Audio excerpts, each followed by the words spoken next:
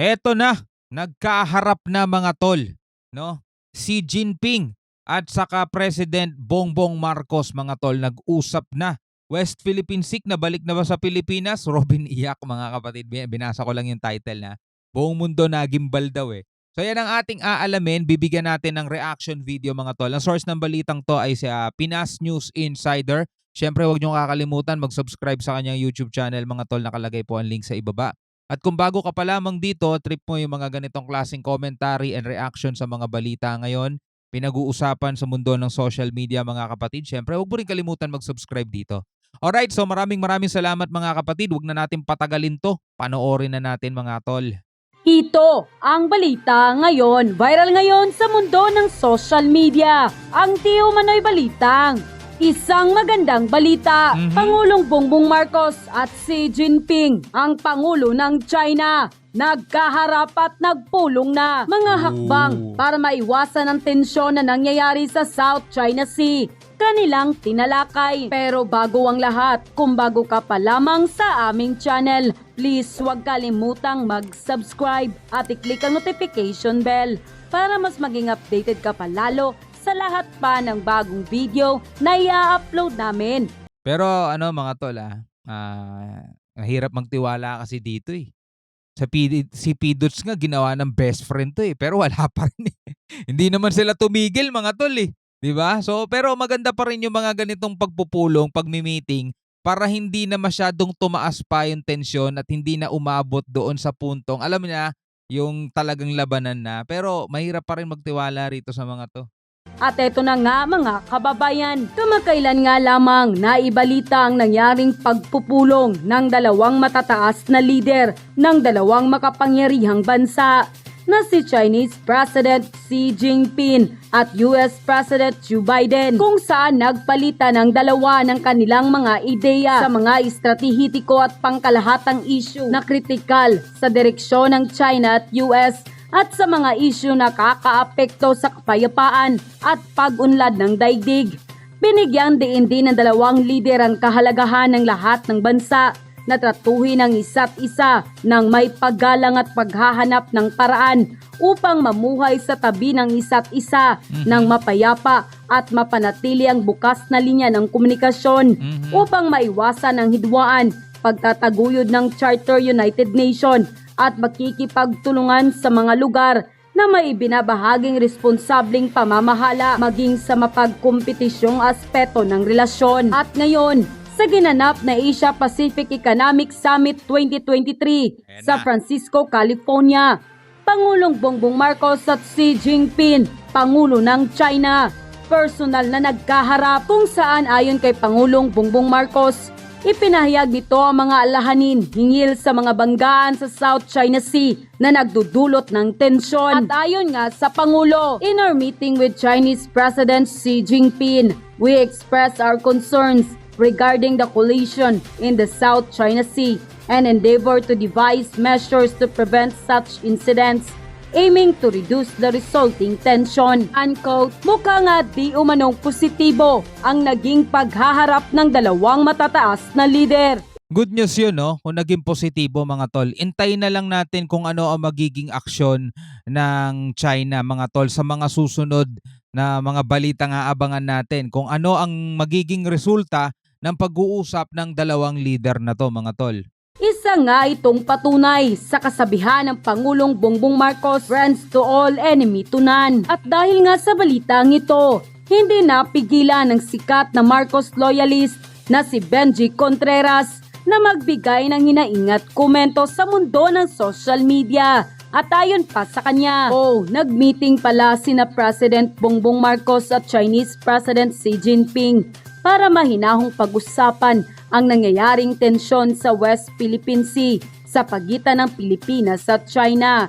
Kaya pananakot lang mga sinasabi ni Digong at ng kanyang mga alagad na magkakagera ang dalawang bansa. Sabi nga ni PBBM, friends to all, enemy to none. President Ferdinand R. Marcos Jr. emphasized concerns regarding recurring incidents between the Chinese and Philippine vessels, aiming to find ways to lower tension and prevent future occurrence. PBBM also emphasized the shared desire among all parties to preserve peace and keep sea lanes open for the region's prosperity. He said the meeting with President Xi Jinping was a step in a continual process towards resolution and maintaining peace. Samantala, hindi naman napigilan ng marami sa ating mga kababayan na magbigay ng kanilang hinaing at komento sa mundo ng social media. Bago natin pakinggan yung mga komento ng mga tao, gusto ko lang din magbigay ng comment dun sa sinabi ni Benji Contreras, no, mga tol. Actually, totoo di ba? No, yung mga nagsasabing magkakagera, magkakaputukan, susuguri ng China, yung mga base ng US dito, kaya bakit daw pinapasok yung US dito, 'di ba? Magiging magpapataas lang ng tension niyan, 'di ba? Isa sinasabi rin 'yan ng mga senator nating iba, 'di ba? Pero inyo etong China, lagi nilang sinisisi ang US, 'di ba? Yung pagkakapanalo natin dun sa 2016 arbitral ruling, no? Na ano daw 'yon, tawag dito, minanipula ng US, 'di ba? US daw nagpapalala ng tensyon, kasalanan ng US, ganyan-ganyan, bla bla bla, 'di ba? Pero tingnan nyo, una-unang mag-meeting si Biden at saka si Xi Jinping, 'di ba? Nag-meeting sila, mga tol, para buksan ulit yung military connection nila, 'di ba? Tapos ngayon, etong pagmi-meeting ngayon ni PBBM at saka ni Xi Jinping, patunay lang, mga tol, na hindi talaga gusto ng Pilipinas ang gulo. At pwede naman mapag-usapan. Pero syempre, hindi pa rin tayo pwedeng malambot, ha? Hindi pa rin tayo pwedeng maging malambot kapag usapang agawan ng teritoryo. Kailangan pa rin nating ipaglaban yun kasi atin yun, mga tol. 'Di ba? Atin yun. Ang ginagandahan kasi, mga tol, ganito Si Xi Jinping, matagal ng presidente ng ng China yan. At namamalaging siya. Hindi ko na alam kung ilang taon na, mga tol, pero napakatagal na. Kaya yung mga project niya, mula nung unang maupo siya, alam naman natin yung mga project hindi yan kayang tapusin ng taon, 2 taon, 5 taon, 6 na taon, hindi kayang tapusin yan. Pero dahil nga nananatili siya sa kapangyarihan, lahat ng proyekto niya na isasakatuparan niya, mga tol. Unlike dito sa ating bansa, 'di ba? Pa-6 na taon lang. Pag mayroong magandang project ang presidente, 'di ba? Maganda yan. Kaya so hindi matatapos sa 6 na taon. Tapos yung papalit, kaaway niya o kagalit niya, hindi na ipagpapatuloy yung mga project na yan. So sayang naman. Maliban na lang kung kakampi niya rin o kaya kaalyado niya o kaya kaibigan niya, 'di ba? May pagpapatuloy pero hindi pa rin sasapat. So kukulangin pa, paano yung susunod ulit? Galit dun sa dalawa na nauna sa kanya o hindi na may pagpapatuloy, 'di ba? O kaya pagdating sa mga foreign relation, yung unang presidente gusto best friend China, pangalawa gusto kaibigan pero hindi naman pwedeng lahat na lang ng gusto nyo ibibigay. Halimbawa, gusto ni PBBM, hindi naman lahat ng gusto ng China ibibigay niya. So, pumapalag siya pagdating sa agawan ng teritoryo. Tapos pagdating naman dun sa susunod na presidente after ni PBBM, best friend ulit ang China. Alam niyo yun, kaya hindi tayo makausad kasi paurong sulong tayo pagdating sa ganyan. Kaya maganda talaga sana, no, kung hindi napalitan sana yung constitution natin 'di ba? Maganda sana kung ang presidente pwede magpatuloy hangga't gusto siya ng tao, 'di ba?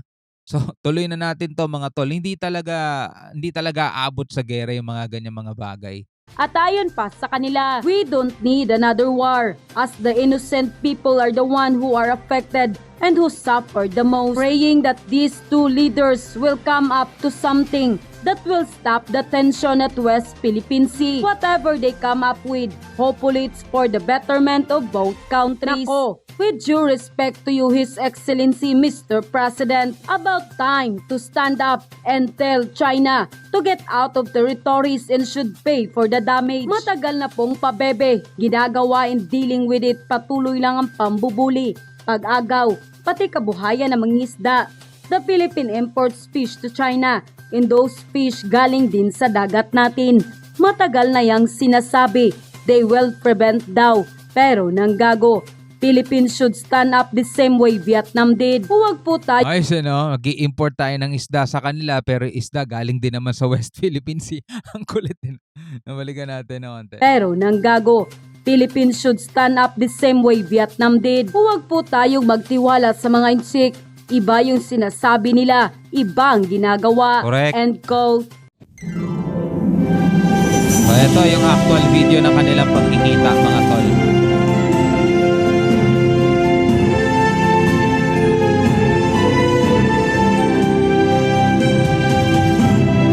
Okay, yung kabuuan nitong video to, pwede nyo namang mapanood na to sa channel ni Pinas News Insider. Nilalagay ko yung link sa ibaba mga tol. So masasabi lang natin, okay yung pakikipag-usap na ganyan ni PBBM as a president mga tol. Siyempre, ang pinapangalagaan niya rin yung kapakanan ng ating sambayan ng Pilipino kaysa naman ano niya, no, ipain niya sa gera mga tol. Hindi rin maganda yon. Kahit na sabihin natin maraming bansa ang tutulong sa atin mga tol, yung bansa pa rin natin ang maaapektuhan dyan. Mayayamang bansa yung mga yon, madali silang makabangon. Tayo, mahihirapan tayo makabangon sa ganyan, di ba? So, maganda yung ganitong pakikipag-usap niya pero hindi pa rin dapat maging malambot pagdating sa usapan sa West Philippine Sea at sa agawan ng teritoryo mga tol. Kasi kung ang lahat ng gusto ng China ibibigay natin sa kanila, 'di ba?